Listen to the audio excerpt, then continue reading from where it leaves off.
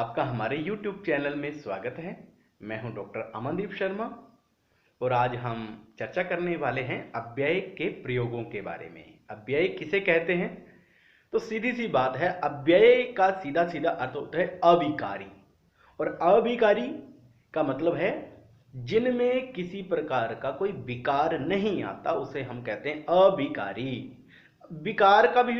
विकार को भी और ज़्यादा अच्छे से समझें तो जिनमें किसी प्रकार का कोई परिवर्तन नहीं होता, वो सदा एक जैसे ही रहते हैं, ना तो किसी लिंग में बदलते हैं, ना किसी विभक्ति में बदलते हैं और ना ही किसी वचन में बदले जाते हैं, उनको हम कहते हैं अव्यय। इन अव्ययों के बारे में और ज़्यादा विस्तार से जानने के लिए आइए देखते हैं इस वीडियो को। तो प्यारे दर्शकों, आइए अब जानते हैं अव्यय के बारे में। अव्यय किसे कहते हैं? न व्ययः यस्य सः अव्ययः, अर्थात जिसका व्यय नहीं होता है उसे क्या कहते हैं? उसे कहते हैं अव्ययः। अर्थात यत्र लिंगवचनादिषु किमपि परिवर्तनं न भवति सः शब्दः अव्ययः भवति। अर्थात जहाँ पर लिंग वचन किसी भी अवस्था में कोई भी परिवर्तन नहीं होता है किसी शब्द में, तो उस शब्द को अव्यय कहते हैं। इसके लिए एक प्रसिद्ध श्लोक है, सदृशं त्रिषु लिंगेषु सर्वासु विभक्तिषु वचनेषु च सर्वेषु यन्न व्येति तद अव्ययम्। क्या कहा कि सदृशम त्रिषु लिंगेषु, तीनों लिंगों में। तीन लिंग कौन कौन से होते हैं?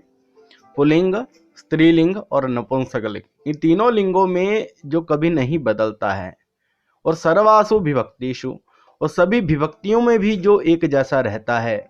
तीनों वचनों में, एक वचन, द्विवचन, बहुवचन में भी जो वैसे का वैसा ही रहता है, वो क्या कहलाता है? अव्यय कहलाता है, या हिंदी में उसे अविकारी भी कहते हैं।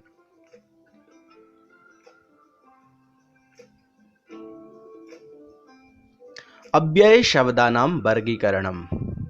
तो प्यारे दर्शकों, अव्यय शब्दों का जो वर्गीकरण किया गया है वो कई प्रकार से किया गया है। तो हमने इसे सरलता के लिए तीन भागों में बांटा है। कालवाचकाः अव्ययाः, स्थानवाचकाः अव्ययाः और मिश्रिताः अव्ययाः। सबसे पहला जो हमारा भेद है वो है कालवाचकाः अव्ययाः। कालवाचक मतलब जो समय को दर्शाते हैं, इस प्रकार के अव्यय कौन कौन से हैं उनको देखते हैं। कालवाचकाः अव्ययाः। अब देखिए, सबसे पहले हम आपको दिखा रहे हैं, यह है अधुना। यह एक अव्यय प्रयोग है और अधुना कभी नहीं बदलने वाला है, न तो किसी विभक्ति में, न ही किसी लिंग में और न ही किसी वचन में। तो इसका अर्थ होता है अब, हिंदी अर्थ होता है अब। और आप देखेंगे इसका प्रयोग कैसे हुआ है, अहम अधुना विद्यालयम गच्छामि। तो इस वाक्य में देखिए लाल रंग में दिखाया गया है अधुना का प्रयोग, अधुना विद्यालयम गच्छामि। तो अगला क्या है? इदानीम। इदानीम का अर्थ भी होता है अब। इदानीम सह खेलति।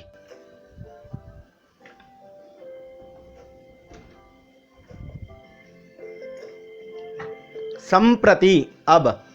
संप्रति मोहनः भोजनम खादति। यहाँ भी देखिए संप्रति का प्रयोग किया गया है। संप्रति अब मोहन भोजन खाता है। सांप्रतम भी अब के अर्थ में होता है। सांप्रतम कार्यम कर्तव्यम, अब कार्य करना चाहिए। कदा, कदा होता है कब। त्वम विद्यालयम कदा गच्छसि। तो यहाँ भी देख सकते हैं इस वाक्य में भी प्रयोग किया गया है अव्यय शब्द का। यदा, जब। यदा बसयानम आगच्छति तदा अतिथि गमिष्यति। यदा, जब।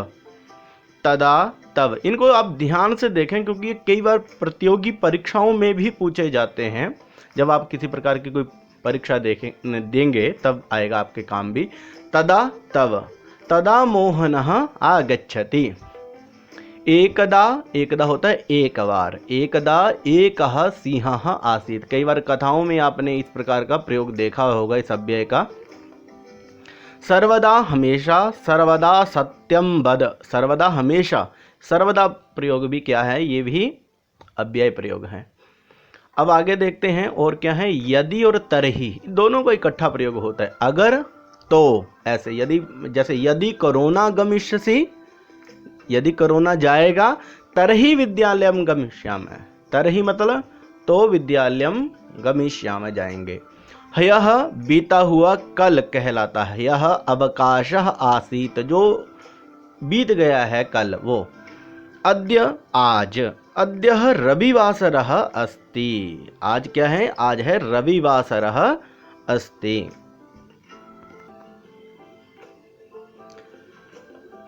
श्वः आने वाला कल होता है, जो आएगा उस कल को कहते हैं श्व। अद्य रविवासरः, श्वः सोमवासरः अस्ति।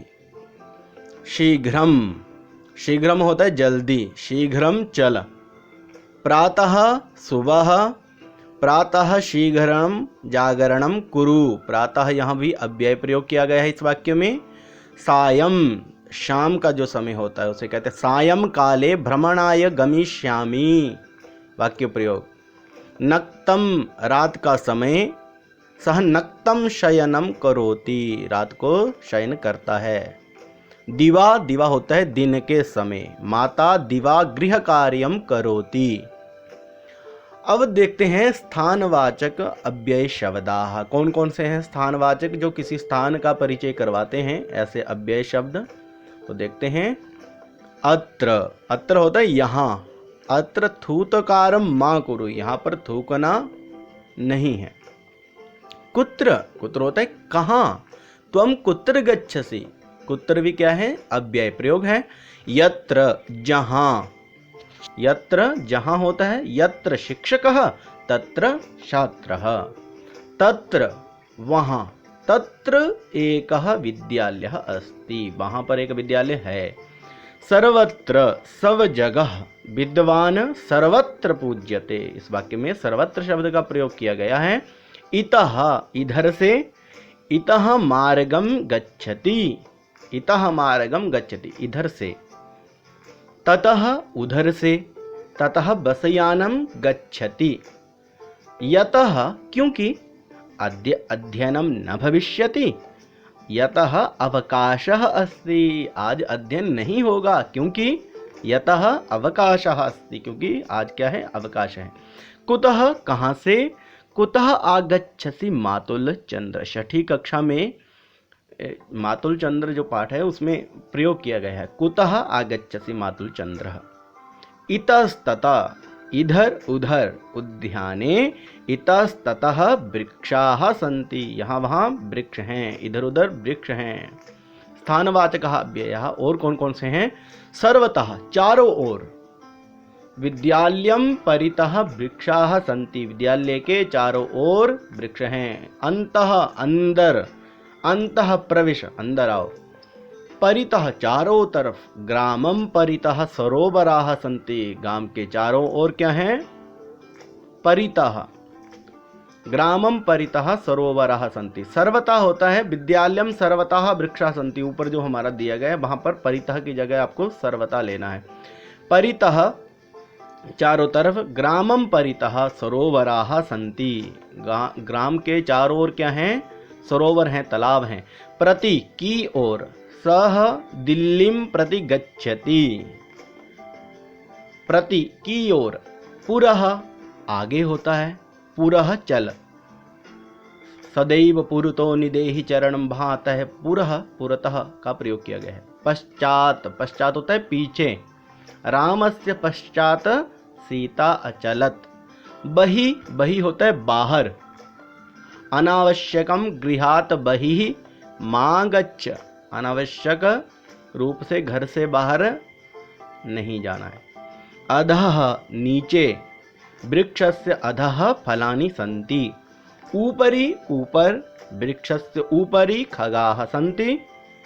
मिश्रिताः अव्ययाः, अब कुछ शेष बच जाते हैं जो कालवाचियों से बचते हैं, स्थानवाचियों से बचते हैं, उनको कहते हैं मिश्रिताः अव्ययाः।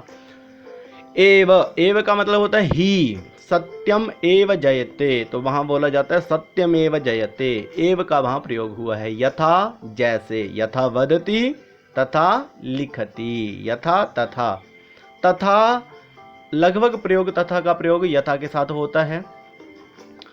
तथा होता है वैसे, यथा इच्छति तथा कुरु, जैसे इच्छा करते हो सोचते हो वैसे करो।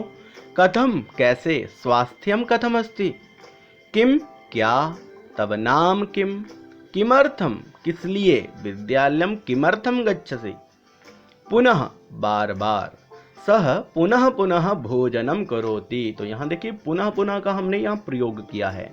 अथ, अथ इसके बाद। अच्छा, अथ का एक और अर्थ और भी होता है, जब अथ मंगल अर्थ में भी होता है, जब मान लीजिए किसी कार्यक्रम का प्रारंभ होता है तब भी बोलते हैं अथ कार्यारंभ, परंतु यहाँ इसके बाद अर्थ में लिया गया। अथ रामः लंकाम गतवान, आम हाँ, आम अहम भोजनम खादामि। पृथक अलग, मम कंदुकम पृथक वर्तते, पृथक होता है अलग। वा अथवा रामः कृष्णः वा आगच्छति, राम अथवा कृष्ण आगच्छति। तु तो तस्य गृहं तु दिल्ली नगरे अस्ति, उसका घर तो दिल्ली नगर में है। तू जो है वो तो को दर्शाता है। चित्त, चित्त होता है अनिश्चयवाचक होता है, इसमें ज्ञान नहीं होता है। कश्चित अतिथि ही आगच्छति, कश्चित, कश्चित अतिथि ही आगच्छति। अब कोई अतिथि आएगा उसके बारे में हमें पता नहीं है कौन आएगा। अहो आश्चर्यवाचक होता है, अहो सुंदरम चित्रम। हे संबोधन वाचक होता है, हे ईश्वर। खलु निश्चयवाचक होता है, खलु। एषः खलु भगवान सूर्यः, ये निश्चयवाचक होता है ना। अहर्निशम रात दिन, अहर्निशम सेवा महे, डाक विभाग का ये ध्येय वाक्य है। अहर्निशम रात दिन, सेवा महे प्रतिदिनम होता है हर रोज, प्रतिदिनम स्नानम करोमि। अंतरेण बिना, व्यायाम अंतरेण स्वास्थ्यम न लभते। यहाँ व्यायाम शब्द अंतिम म जो है हलंत है, इसलिए अ उसमें मिल गया है, तो इसलिए क्या बन गया है, व्यायामांतरेण स्वास्थ्यम न लभते। तो ये थे हमारे अव्यय प्रयोग। आप ध्यान से इनको देखेंगे पढ़ेंगे तो निश्चय ही आपको इनका ज्ञान हो जाएगा।